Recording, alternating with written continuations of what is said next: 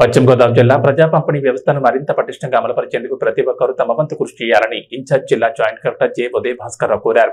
స్థానిక collectorate grievance hall నందు incharge జిల్లా joint collector J Uday Bhaskar Rao అధ్యక్షతన ప్రజా పంపిణీ వ్యవస్థను బలోపేతం చేసి మరింత నాణ్యమైన సేవలు అందించేందుకు చేపట్టాల్సిన చర్యలపై జిల్లాలోని పౌర సరఫరాల శాఖ, పౌర సరఫరాల సంస్థ, విద్యాశాఖ, మహిళా శిశు సంక్షేమ శాఖ, సాంఘిక సంక్షేమ శాఖ, గిరిజన సంక్షేమ శాఖ, వినియోగదారుల సంఘం, బియ్యం మరియు పప్పుల వ్యాపారులు, రేషన్ డీలర్స్ మరియు ఎండియు ఆపరేటర్స్ తదితరులతో సమావేశమే సమీక్షించారు.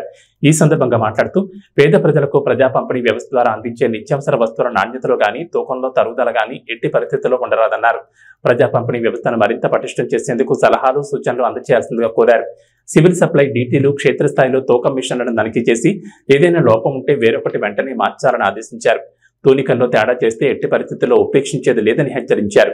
ప్రభుత్వం పేద ప్రజలకు నాణ్యమైన నిత్యావసర వస్తువులు అందించే దిశగా ఇప్పటికే చర్యలు ప్రారంభించిందన్నారు.